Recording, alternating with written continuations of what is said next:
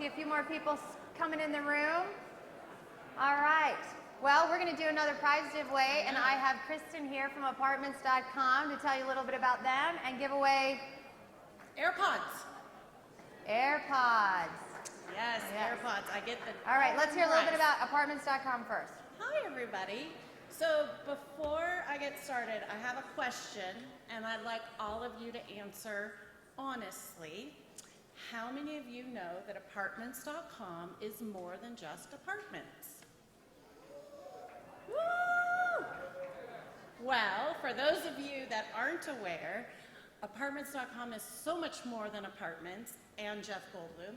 We have residential rentals, single-family houses, townhomes, condos, etc. So currently, we have about 188 of UMLSs feeding us data on a daily basis for your active rental listings. And at apartments.com, we live by 4 simple words. Your listings, your lead. We do not sell leads. We do not allow brokers to advertise on someone else's lead. We do not do any of that. We do not sell your listings, send your listings anywhere else. Basically, we are bringing 35 million renters a month to your active rentals. And for those of you that are sitting there and thinking, well, Kristen, that's really well and good, but we don't have rentals in our MLS system. For you, I can tell you that we are ready to take commercial MLS data feeds for LoopNet and land feeds for Land of America. So I have the most amazing team over there in the corner, right outside that door to your right. Come see us, come talk to us. We'd love to give your subscribers free leads. And with that, You got a name for us? I got a name. For the AirPods that For you the said- AirPods that my children swear by, but I'm not lucky enough to have yet. Your kids have them, but you don't. Right. Okay. Ryan Andrews, are you here? Oh, I hear him. Oh, someone saw him leave, huh? Oh, okay. Well, he's not in his seat, so we're going to move on to Michael Pierce. Wait, I hear him. Woo! Is he here? 5, 4, 3, 3. 2. All right, how about Mark Dickow? Yes? Are you here? David, should I just call your name? So we're supposed to go to the list. So this is our backup plan to the backup plan to the backup plan. We randomized these before. Okay, a number, I just want to tell you between 1 and 864 is what's on this list. Whoa, wow. That's crazy. I was going to go with my daughter's soccer jersey, but I feel like for those Add that a are 1 with or the 2. higher number, yeah, I'm going to add a 0 to it. So I'm going to go with 400. Ooh, an even number. 400.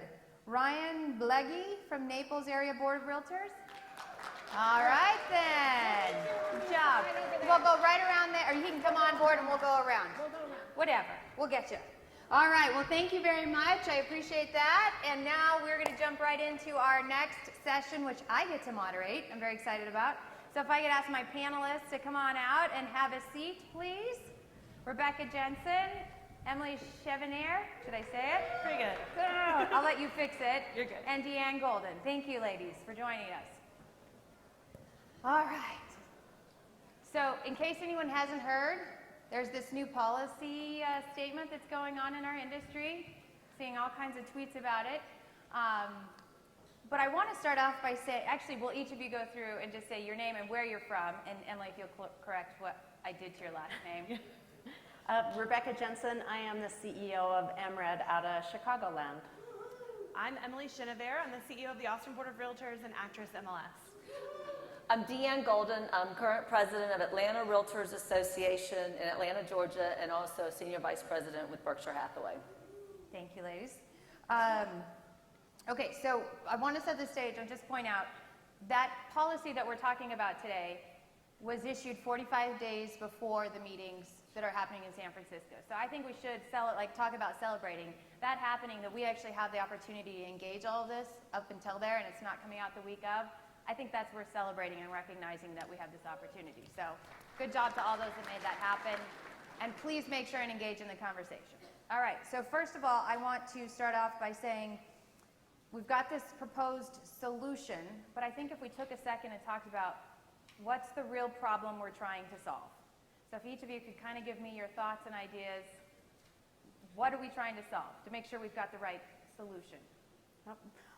From my standpoint, I started hearing a lot about this problem immediately when I moved to MRED, which was about 4.5 years ago. In 2015, it was one of the top things that my customers at the time were saying that the MLS needed to act upon. And so we did a ton of research on what other MLSs were doing, and we tried to come up with a solution, which, by the way, is outlined in this document that we have distributed. It's also available on MRED's website. And it really outlines the problem in two different areas. On the one hand, we had the buyer's agents that were contacting the MLS saying, hey, how come you're making me look uninformed in front of my clients? There are these coming soon signs out, or there are these websites that have, like, there was a Top Agent Network one that had some listings that weren't in the MLS, or some brokerages were posting them publicly. Zillow had listings that were not in the MLS, and they said, what am I paying the MLS for? Okay. So that was on the one hand, but then on the other hand, I would talk to listing agents about why are you putting them, in this network and not into the MLS? And a lot of the stories we heard about that were absolutely, in my opinion, legitimate stories about why the MLS rules were not working for those particular homeowners.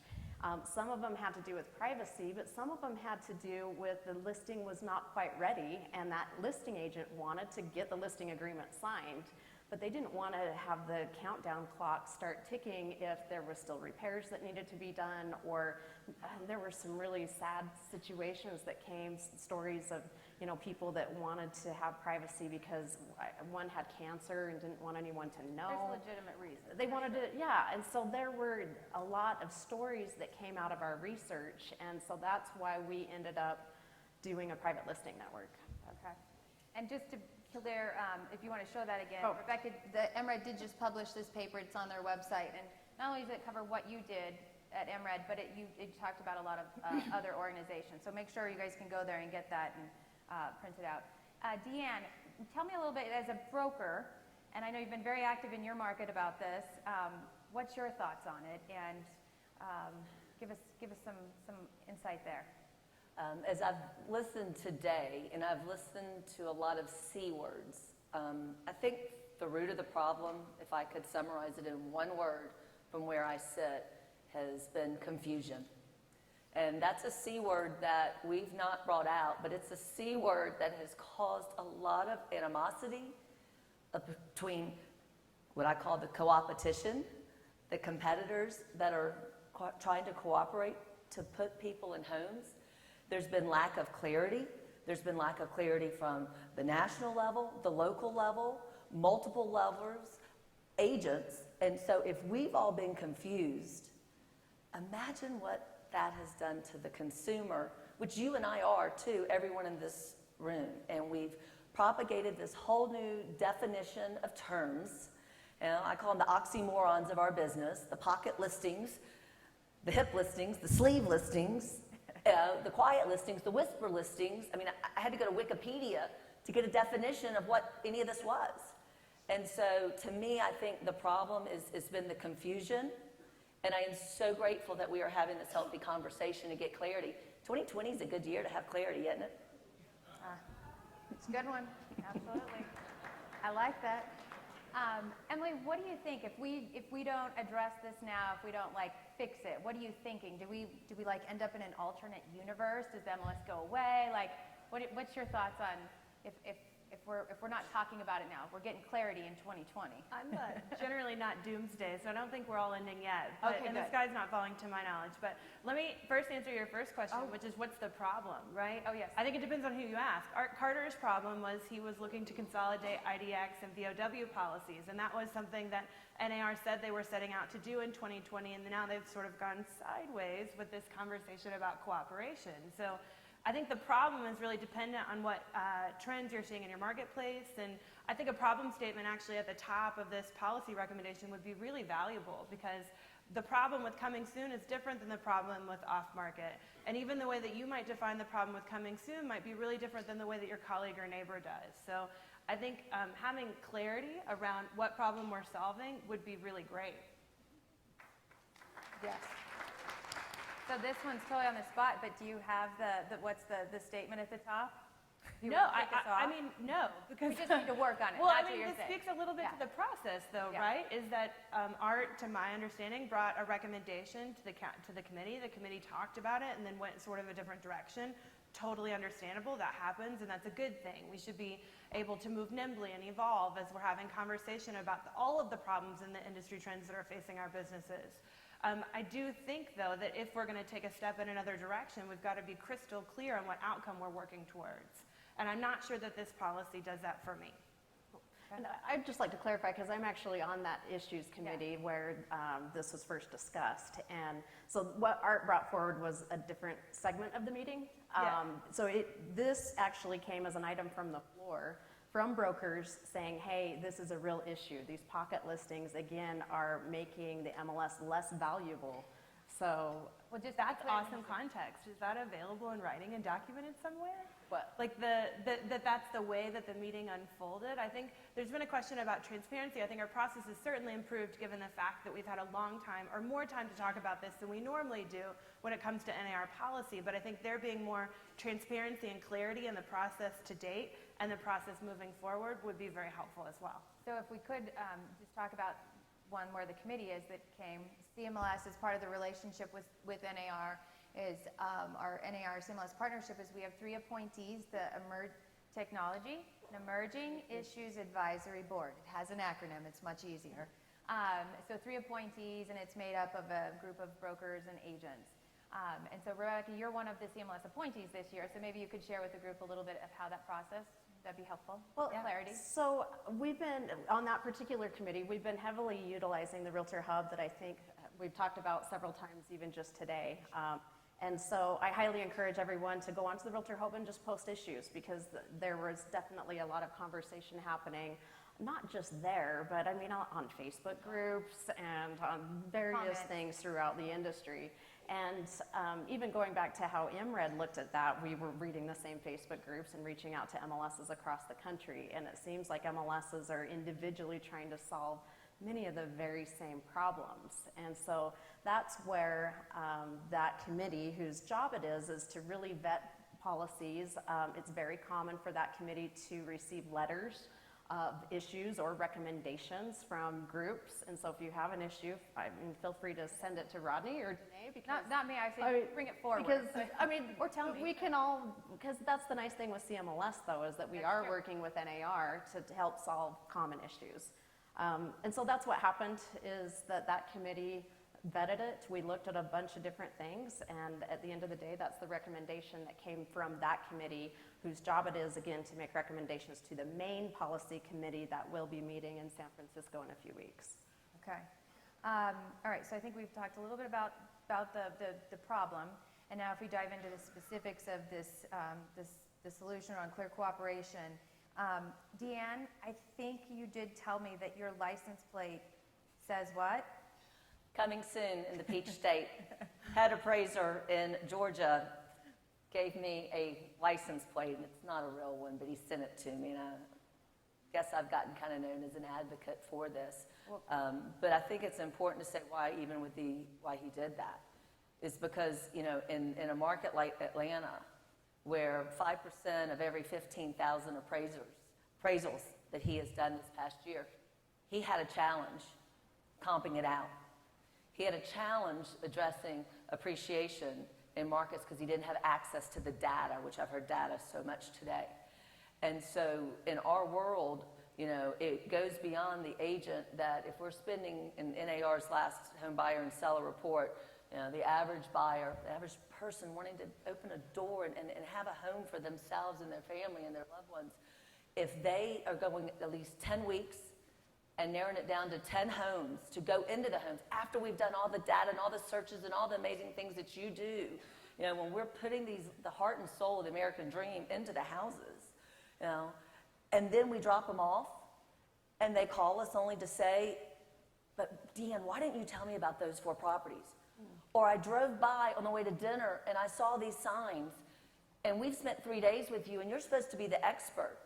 And I pulled out the last NAR home buyer and sellers report, and our charge is really simple. It's to help buyers find the right home. That's what they want, right? They want to know. They want to know what properties are out there, and they want to find it, and they expect us to help them.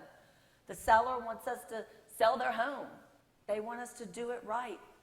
And then the biggest, what they really expect from us is the same thing they've asked for us always, is trustworthiness. And if that trust and that confidence in what we're doing is hindered because of policies, compliance, governance, rules, we have to play fair. We have to have those. Don't get me wrong. But it's come to a time where I'd also ask each of us in this room, while we're thinking about the mechanics, to think about the consumer, that you're helping them start a new chapter, find a new place, a new community. And if you don't think every day about how important your job is to the American dream, I'm going to ask you right now to please do it, because you have made our lives so much better with the MLS. And I'll close out on this, but I brought an MLS book because I want to show how important you've been to me. This is from 1978, the year my mother got licensed. I'm a second-generation realtor. You've been our guide. You've helped us guide people home. And I just want to keep opening doors and not keep having doors hard to find. So, thank you.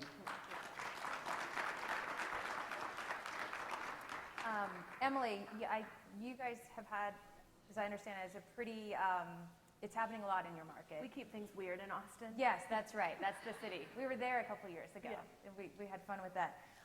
And I think you had tried some stuff before, and did it work, not work? Tell us a little bit about what happened and what you're doing today to address it. Yeah, I mean, I think we're experiencing struggles that many urban markets are experiencing. Certainly as Austin's popularity has risen, the clientele base that our members serve has evolved a little bit. But we're definitely seeing a rise in full-on off-market activity, so true pocket listings that don't ever make their way to the MLS, but then also more so coming soon activity. And the way, what we found as we tried to adopt a coming soon status, wrap business rules around it that made it cohesive and consistent in the marketplace, is that the number of definitions for what that coming soon period is for are far and wide. You might tell me that it's for a make-ready, and you might tell me that it's for a price test, and you might tell me that it's because that person's just not really ready, but I wanted to get that ink signed on a listing agreement. And each of those things are really different. So putting a set of business rules around each of those separate definitions is tricky, to say the least. We found that it was so tricky that it created more chaos than it did consistency, and we pulled the status back out.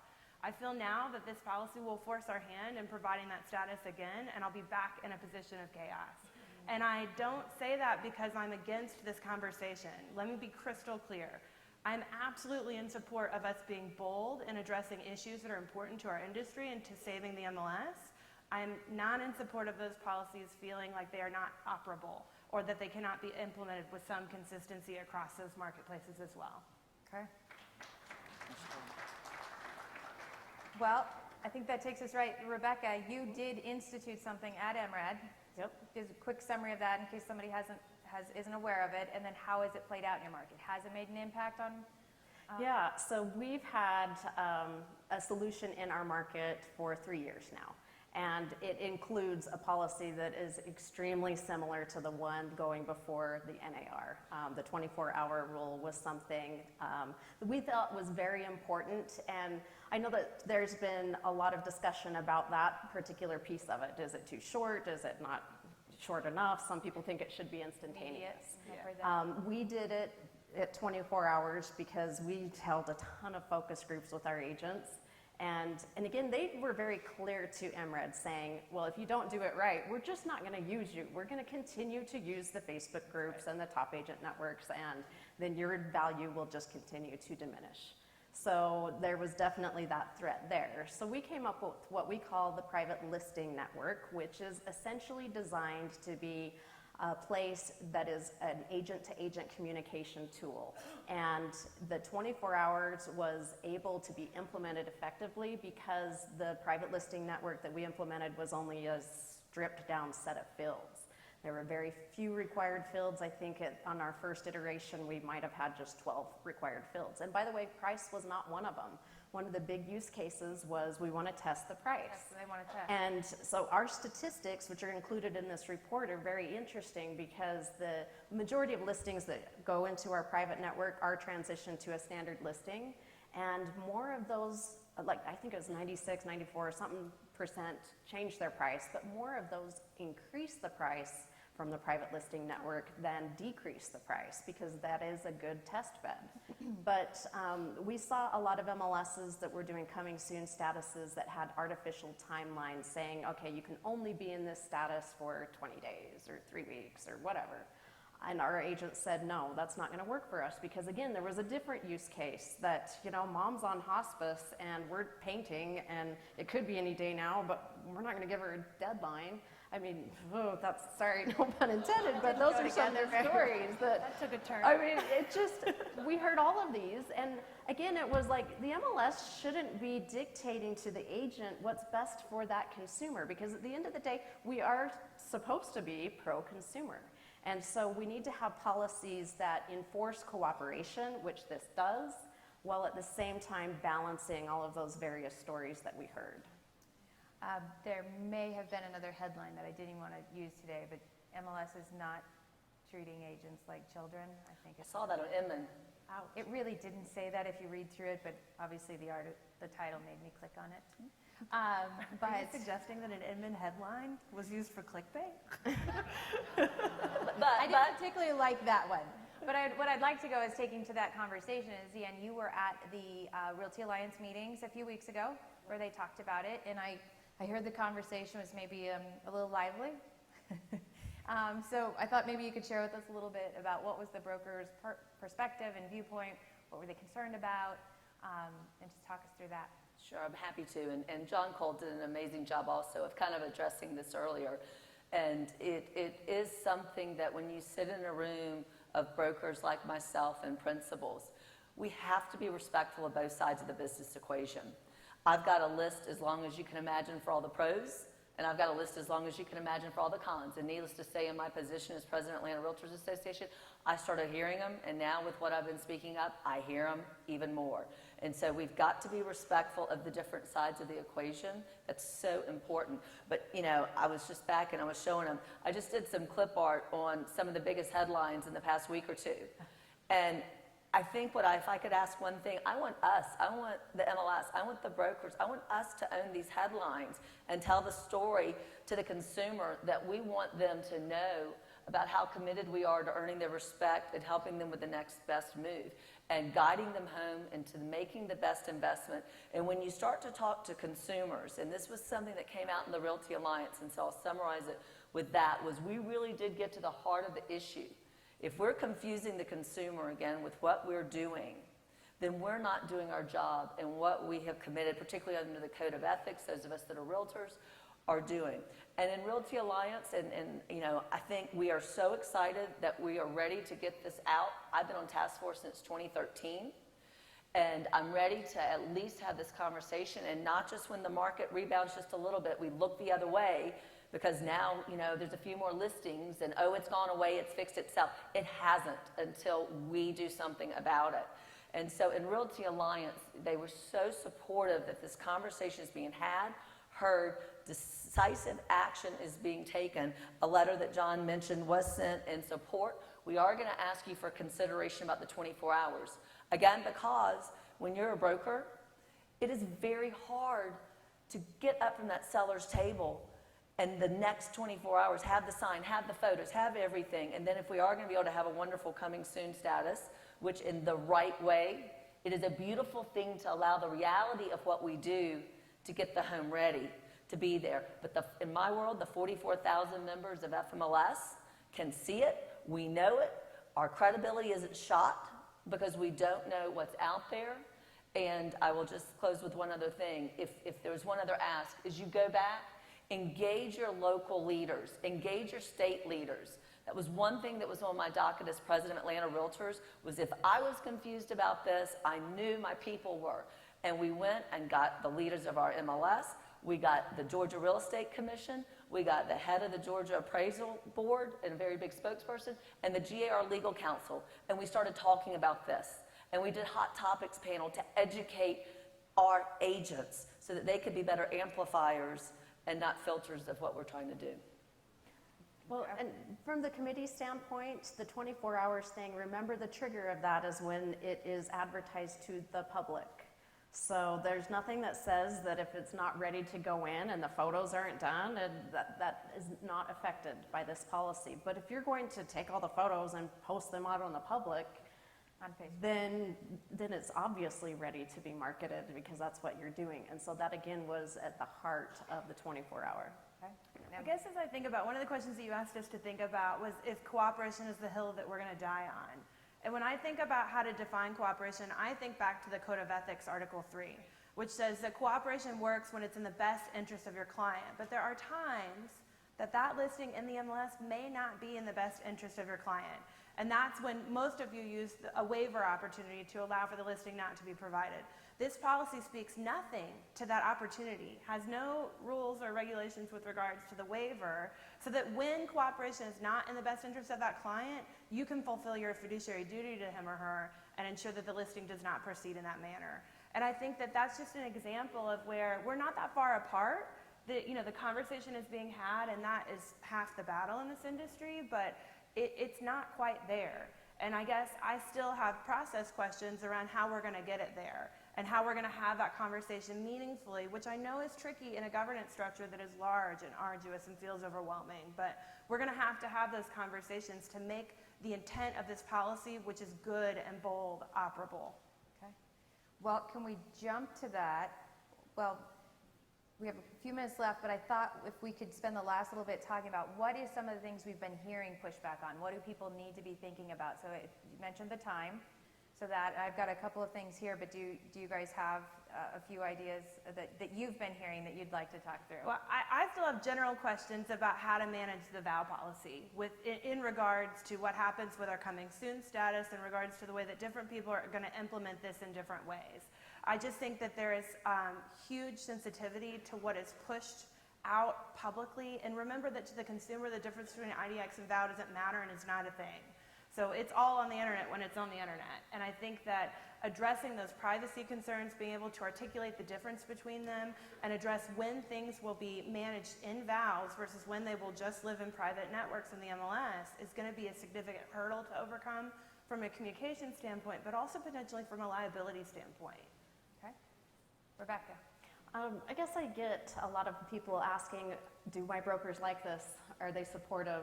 Compass is big in my market, and I can definitively say they helped us build this. And I talked to Bill Fowler just today, and they're in support of it. So we have gotten no pushback. Our brokers love it.